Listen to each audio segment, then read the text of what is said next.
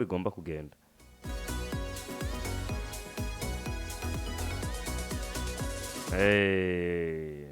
Murahari canke twitahire uko bigomba kugenda pe. Ariko hari ukuntu maze iminsi mbona rero ikintu kijanye na telefone muri iyi minsi atari sawa cane.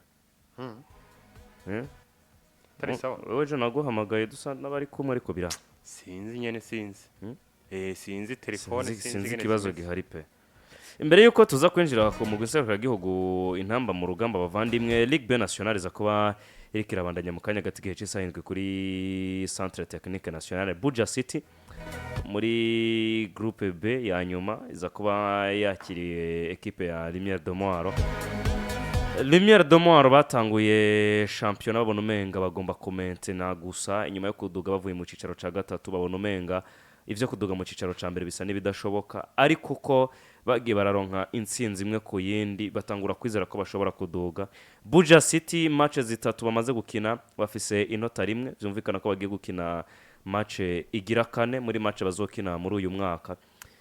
Uravye aya ma equipe yose Papa Alba ni match twokwitega mwiki ariko cane cane kuri abanyagisagara. Ligue Nationale canke igano gicicaro ca kabiri mu Burundi birumvikana nkuko wanakivuze ni inkino zigiye kuba zikinwa kandi ku yindi curo ni inkino ziba zikomeye cyane ni ku munsi wa 10 waryo. Ni programme nziza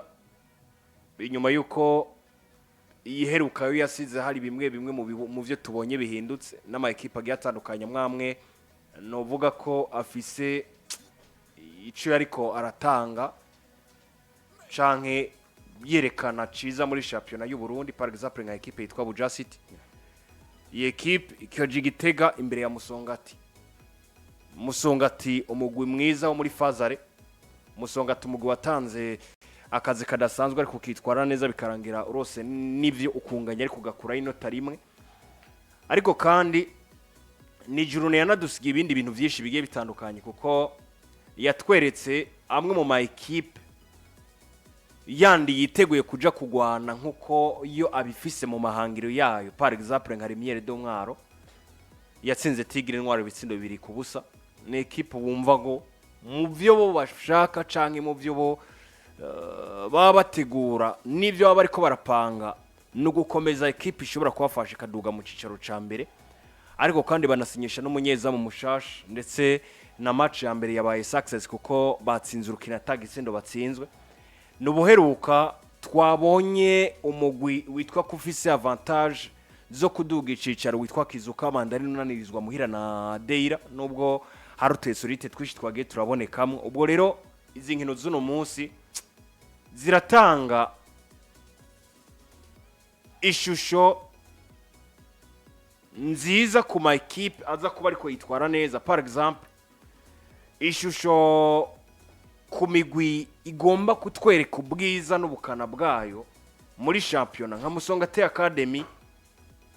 inyuma yo gutsindwa canke inyuma yo kutitwara neza ku munsi wa 10 w'ihiganwa imbere y'umugwi bariko bahura nawo nibagiye gatakaze nabo yari New Force Academy watsinda ibitsindo 2-1. Umunsi ni ico no kwita nko kwivyukiranya kuri iyi equipe kugira ngo barabiye ko bokongera kuba wa mugutinyitse wo muri kino cicaro ca kabiri mu basore canke mu bagabo. Ariko kandi ku ma equipe agiye atandukanye ni tenure bamaze kuba bagarukana umumenyereza wabo wa kabiri n'umumenyereza wabo wa mbere arahari ibibazo vyari biharinizira ko vyamaze kuba birangira bagiye kuba bakina na New Force Academy. Niteze match ziryoshe, niteze match zifise ico zisobanuye muri rusange, niteze match zishobora gutanga ubwiza bw'ama equipe amwamwe. Niteze kuraba mbega Buja City vy'ukuri ni equipe ifise ubwiza bwo kuza guhangana muri championnat y'u Burundi yitwa Ligue Nationale. Umunsi bafise Lumier de Mwaro, amasipiri bafise Jeunes Athletiques, equipe ya Kizuka Mandarini baraza kugendera equipe ya CSKA Football. Izindi nkino zizakuba ziriko zirakina nuko Academy Deira baza kuba bari kumwe na Regepier Dirac, Academy bumwe bari kumwe na Magrang Boys, Initenure bari kumwe na New Force Academy kuri Stade Umuco nyuma Musongati Academy bakire equipe ya Moso Sugar no kwihweza canke no kuraba ngo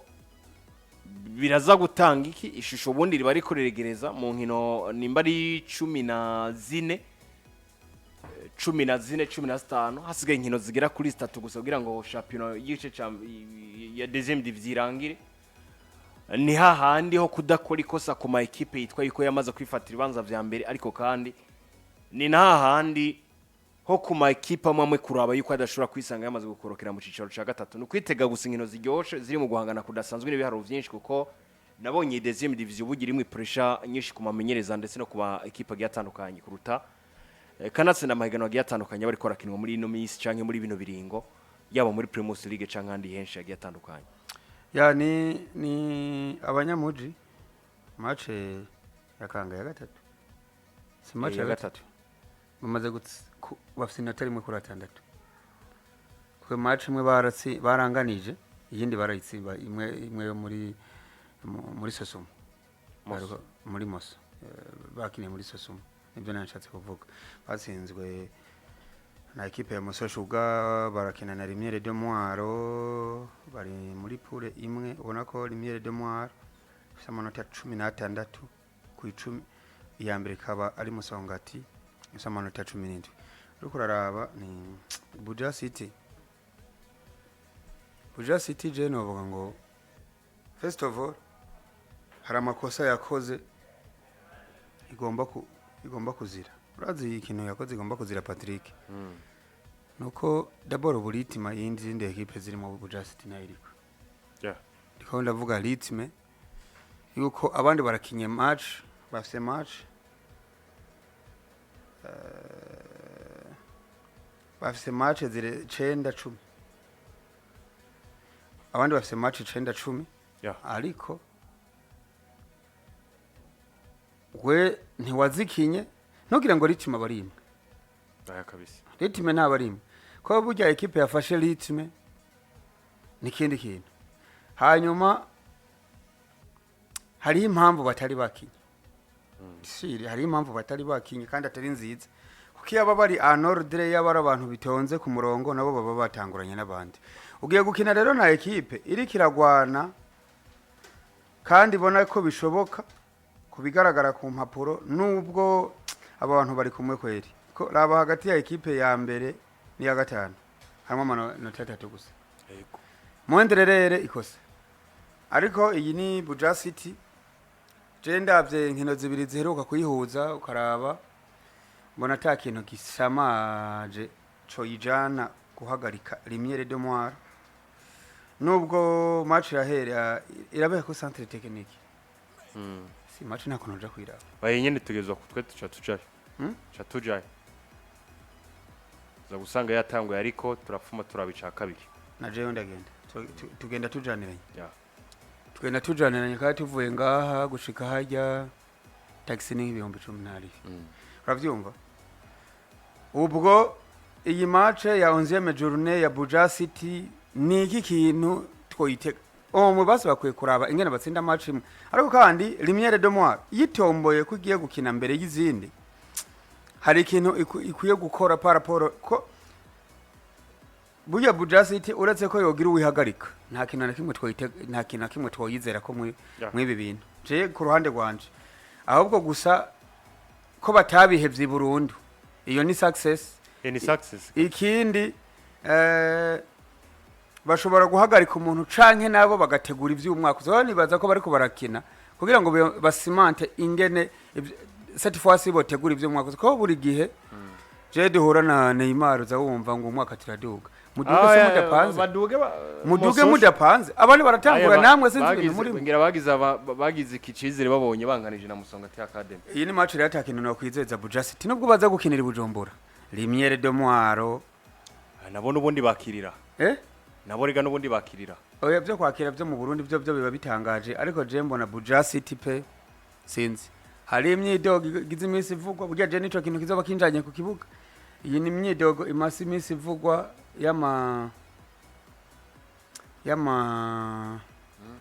imyidogo igize iminsi ivugwa ya arbitrage muri deuxième division naco kikiri biza kunjana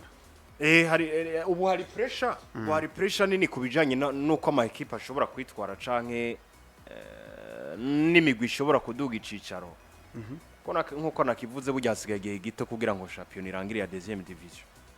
ubw'ivyo rero ama equipe menshi akoresha ibintu byinshi bitandukanye twabonye Deira sinze ko batanagikurikiranye muri federation banka guca mu miryango ya stade iyo bari bagiye gukinira bakavuga bati ntidushobora guca ahubwo twe twicira hejuru bakaja gusimba urupangu waraba arbitrage nyene bamwe usanga bidoga muri ubu buryo canke buriya hageze muri vya biringo byo gukurikirana championnat y'icicaro ca kabiri bakihweza neza ingingo ziza zirafatwa hanyuma binabaye ngombwa arabahagarikwa bagahagarikwa kugira ngo ubutungane bubereye buze burakora mu ma equipe agiye atandukanye ubu munsi tugeze kuri journée ya 11 iyi journée ni journée bikomeye canke ni muri ya majuru nabakomeye muri rusangi adetermina equipe dugicicaro na majurune adetermina imigwi yisanga mu giciro gikomeye citwa Primus League aho abakinyi benshi baba barota kuja gukinira nubwo nabonye ku ma equipe amwe mumenga kubitakaza ntibibi kintu kirekire bivanye n'imyiteguro baca bazanana muri championnat berekana inguvu zo ko vraiment batari biteguye kuza kurikina ariko première division kwa shikuru umukinyi yakina 3e division 2e division ni ibintu bidasanzwe kubw'ivyo rero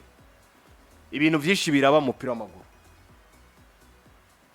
arbitrage ari abarogana abagiriki nimba ari vyicaro vya mbere byo kurogana nibi 3e 2e ahantu bararogana baragira ibiki niyo mpamvu ari ryo higanwa rya mbere rikwiye gukurikiranwa muri ino minsi canke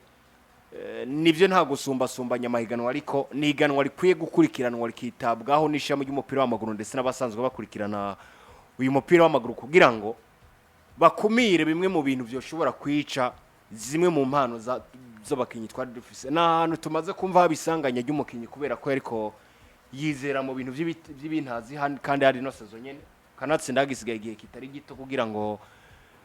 n'inkino nyinshi zikinwe ndavuga igice basi cazo kitararangira twumva umukinyagiza ikibazo kubera gusa kwizerera muri ibi bintu kwavuga ko abamenyereza canke ko bakina ntushobora kuvyinjiramo ngo ndabigarukeko yumvikana ngo pressure abakinyi bategwa na pressure abakinyi bitera muri rusange ziba ari nyinshi cyane muri deuxième division canke muri Ligue B nationale ku rugero rw'uko iyo utabikurikiranye neza ushobora kwisanga hari kibazo gikomeye cyane cyavutse canke hari kintu kitameze neza cabaye umupira w'amaguru muri rusange rero ikintu c'abahagarikize caje gikonfirma kijya kintu nyene ikintu kijanye nuko abakinyi bitwara caje gikonfirma bijya bintu nyene kubwanje mbona mu byukuri hari intunganyo zikomakomeye zikwiye gukogwa kugira ngo turabe yuko iri higanwa ryacu ry'icicaro ca kabiri ryorangira mu muco kandi mu mutekano ntangere mu mugwi wa Bujumbura City nkuko banavuga ko bafisa yuma ibyo byipfuzo byo kuduga icicaro ni nako bagifisa inkino nyinshi zo gushobora kuvyerekana ariko kandi bakagira n'ibintu bitotuma tubabwira ngo ni mwebwe ngo ni ibintu muri ko murarondera bidashoboka kwa Lumier do Mwaro barafise ivyo bakoze kugira ngo barabiye ko boshobora kwisanga badugise icicaro basinyije abakinyi benshi mu ma equipe menshi bakarondeza mu ma equipe akomakomeye n'andi mu bigiye bitandukanye waraba Kizuka Mandani bafise citwa nka chance zo gukinira muhira kuja kukina yo hanyuma kabakura kwa Amanota tuza gusanga ni ibintu bigoye cyane umwe wo muri Lumier ni wigeze kumbwira ngo biragoye ko ari ahantu upfa kwaronka amanota nkuko twe twanabigerageje twanabafata minota 90 ariko okazimwe gusa bagaca bakagutsinda bikarangira utakaje waraba Tigre na Patere ni warabagiye guhura kuri nondwi ni equipe zibiri zisanzwe zitwarirwa hamwe canke zifise abayobozi bamwe Tigre Noir bari bashize imbere bifuza kwiduga icicaro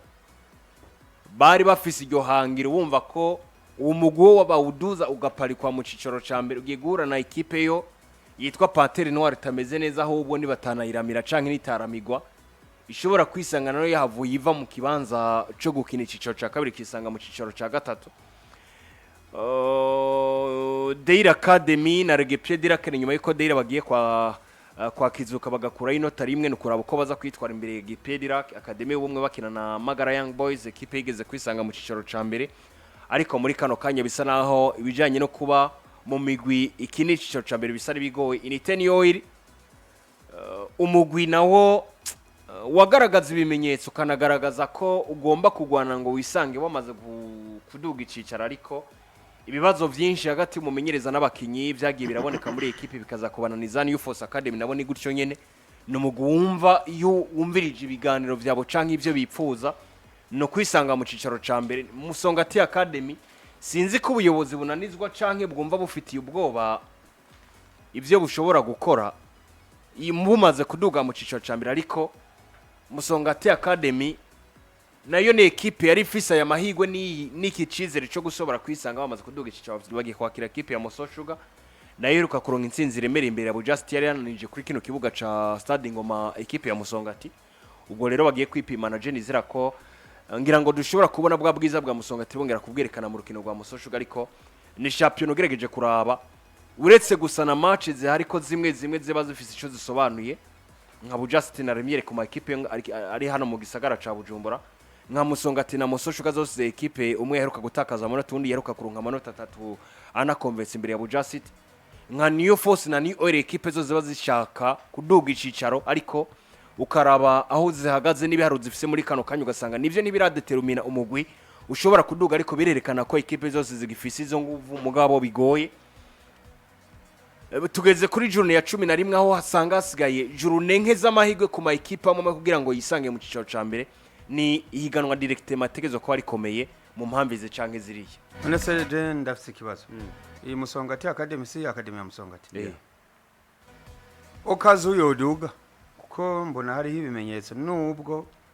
je mbona bro iyi deuxième division peut-être nuko usanga byahurira n'imigwi nini muntu ugasanga ntiyagiye kuraba ariko bishoboka ko swatira komeye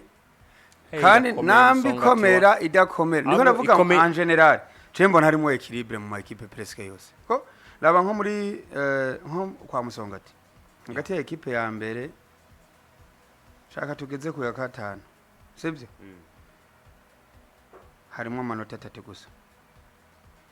vuga ngo vyoshoboka ko Musongati gutakaza urukino Lumier Moso Sugar zoyicako kandi burya match baruka kuyitaba heruka gutakaza bayitakaje imbere ya New Force Academy hanyuma uravye ibitsindo izigamye ekipe ya Musongati ni 3 Lumier de Mwaro ni izigamye ibitsindo byinshi ubona ari hantu nta bitsindo byinshi byinjirayo harimo equilibre kweri ko ubona no mu bitsindo baba bazigamye ni 3 kimwe 2 uretse no ekipe ya Tigre Noir izigamye ideni ry'ibitsindo 4 Bujumbura City deni ry'ibitsindo 15 so rero je mbona ari ikintu kibazo nari mbajije ca mbere eske Musongati yoduga yo kina première division kuko ico kintu kiraherutse gutera impaka muri basketball hano kipe zaduze zitsanzwe zifise imigwi muri première division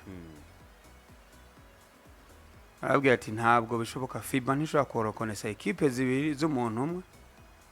urumva muri same division naco ikintu kukiraba tukibaze neza hakiri kare swat bashobora kuba bariko baraduza nivo y'abakinyi babo kugira ngo baze babaduze muri Musongati ariko sinzi ko vyemewe kipe z'umuntu umwe ko ziduka iki kibazo ndakibajije ko niyo byo nashika Tigre Noir kaduga Panthère kaduga ese birashoboka yuko umuntu umwe atunga ekipe zibiri muri noze ubu birashoboka ko Sef ashaka gutunga Deira na Vitero ariko twarabonye Tigre na Igre bari muri champion première division ariko kiriya gihe itandukaniro ryari rihari nuko ekipe imwe yafatwa nka projet y'umuntu mugabe yindi nayo iri muri projet ya fondation se fondation ni yande ariko ekipe imwe iri Tigre ntiyari muri fondation ese Egre ntiri muri fondation yes Egre yarakina nka ekipe iri muri fondation Pax sivyo donc baca bumva ko ivyisabwa byose kugira ngo ibeho nibishingiye muri fondation Pax hanyuma iyindi projet ije ku ruhande ikaba ari projet mu ya zindi equipe. projet ya equipe bitandukanye n'iziyoboriwe muri fondation Pax nibaza yuko ariko bukunda kuko na Musonga ati iramutse iduze zohindura inyito vyohindura inyito canke ikibanza bakagitanga byose birashoboka ubwo ni ivyo muri deuxième division gara turaza kurendera turabe Buja City baritwara gute imbere ya equipe ya Lumier de Mwaro ubwo niyo match iri mu kanya gato gihe c'isahindwe kuri centre technique ajya hirya mu Ngagara reka nakubwire ko Ashibu